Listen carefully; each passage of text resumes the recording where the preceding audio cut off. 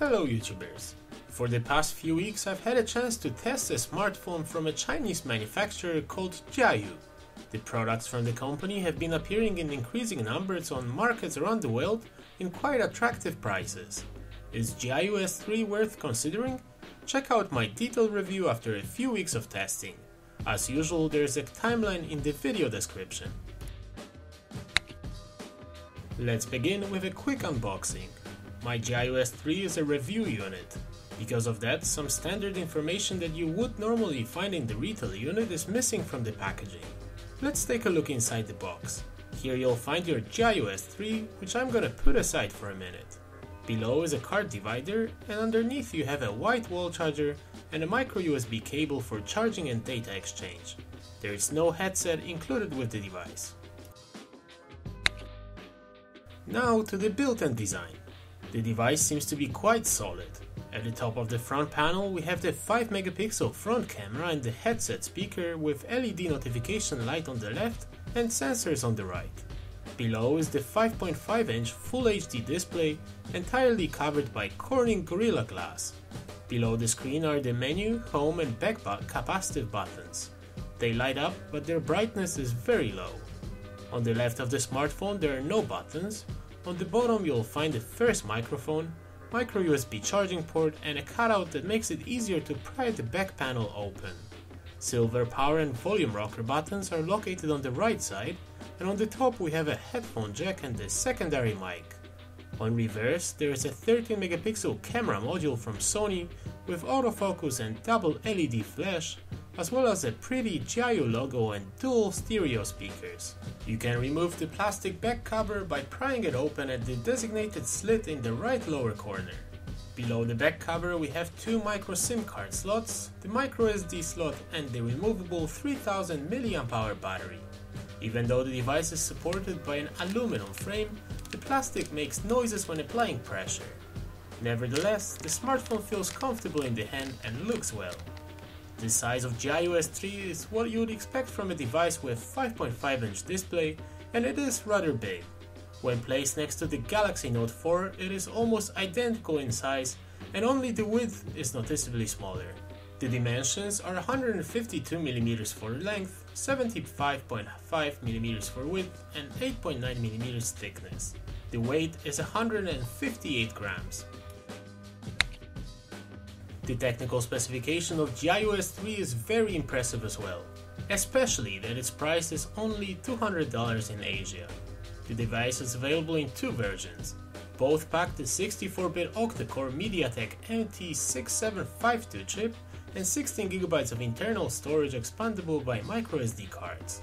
The difference lies in RAM. One has 2GB and has no NFC module, and the other 3GB and comes with NFC. LTE internet support with broad world coverage as well as FM radio, Bluetooth 4.0, GPS, GLONASS and Beidou can also be found. The LTE works for both SIM cards as well. Thanks to 3 positioning technologies, the device locks onto satellites very quickly, even with airplane mode switched on. What is quite interesting is the fact that the position was a lot more accurate than in Galaxy Note 4.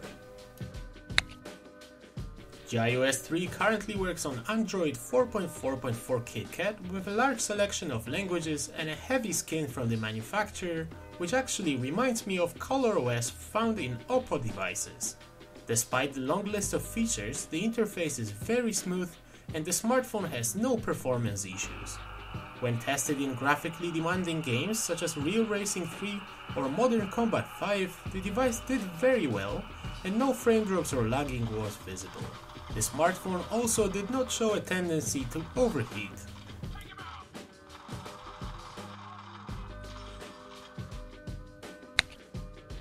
Jiayu S3 has 2 stereo speakers located on the back. The location is far from being ideal and having speakers on the front would be a lot better. Poor localization is not the only problem. The sound is very poor and quite quiet, and when bass booster mode is switched on, the speakers give off unpleasant screeching noises. When listening to music on headphones, the sound once again was a lot quieter than on other smartphones. On a positive note, the music app comes with a lot of sound adjustment options that let you tune music to your ear. Supposedly, the sound problems from Jiayu S3 might be software related, and they have been fixed with the newest software update that was launched in China. Unfortunately, I have not had a chance to test that myself. The 5.5-inch display on Jiayu S3 has a resolution of 1920 by 1080 pixels, which gives it a pixel density of 401 pixels per inch. The technology used is the LTPS IPS, and the screen is entirely covered by Corning Gorilla Glass. The colors produced are vibrant, viewing angles excellent, and the image very sharp. The quality of the screen is very good, and in settings you'll find a feature called Mirror Vision. Here you can adjust screen parameters such as contrast or color intensity. Never before have I seen such advanced calibration tool in any other smartphone. The device runs on Android 4.4.4 KitKat out of the box with modifications from Jiayu. The list of available languages is very long. Software updates come either via OTA, or we can also install an update from a local file. What is quite interesting is that the device comes with root privileges, and in security settings you'll find this super user app that lets you control what apps have access. The device has 16GB of built-in memory, and about 13GB is available to the user. The rest is used up by the system partition. There are a lot of different ways to personalize the device thanks to the multitude of available themes or various lock screen effects. It's also worth mentioning that the device comes with support for various gestures such as the double tap to wake or various lock screen gestures. A few weeks ago I've uploaded a video to my channel with a detailed software walkthrough, so I'm not gonna go into details here. The Jiayu S3 comes equipped with a 3000 mAh lithium polymer battery. I've tested the device for a few weeks and the battery life is pretty good. During relatively intensive usage, it would nearly always last me a full day. I've been getting around 3 to 3.5 hours of screen on time when on LTE, and over 4 hours when I was within the Wi-Fi range for most of the day. Those are rather average results, but they should be sufficient for most users. Let's talk about the cameras in Jiayu S3. The main one is the popular 13MP IMX214 module from Sony with autofocus and dual LED flash. In the front we have a 5MP selfie camera. In the camera app there are also a few interesting and quite unique features. At first sight the app looks quite standard. There is a short arrow on the bottom of the screen that opens various filters, and on the top right corner we have quick settings, and on the left of the screen the shooting modes.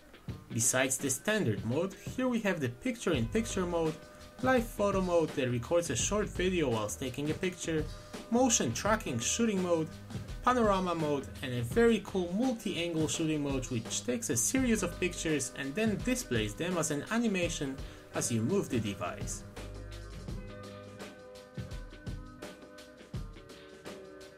In settings we have the standard geolocation, an option to beautify the face, change the exposure value, choose one of the available scenes, adjust the white balance and the picture properties such as the sharpness, color intensity and brightness, as well as the anti-flicker option. In camera settings you can additionally set the hand gesture or smile detection shutter. The maximum resolution of photographs is 13MP. In video settings we have the image stabilization, time-lapse video and resolution selection. The highest is the fine resolution at 1080p.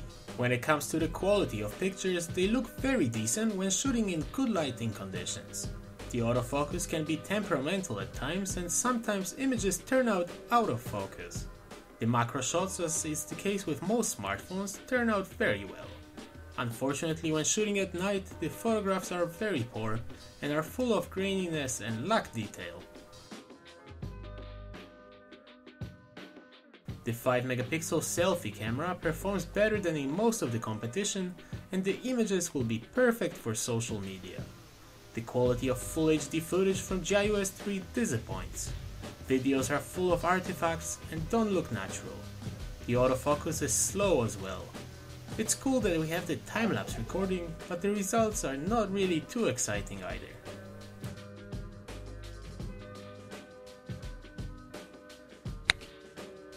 So as usual at the end I'm going to summarize and help you decide if the Jiayu S3 is the smartphone for you. Its main strengths are good display with calibrating features, dual SIM with LTE support in both slots, root access out of the box, replaceable battery, expandable memory, good technical specification, smooth interface and attractive price. During the time spent with the phone I've also found a few weaknesses. First we have the plastic body that makes noises when pressure is applied. Next the poor quality of video, lack of NFC inversion with 2GB of RAM, and no headset included in the box. The main weakness however is the poor sound quality from the speakers, but this has allegedly been fixed with the new software update. Jiayu S3 looks like an interesting choice for people in search of a budget dual SIM device that supports 4G in both slots. I hope that you've enjoyed my review. I look forward to your comments, and if you did like what you saw, please feel free to subscribe and don't forget to hit the like button under the video. Thanks for watching.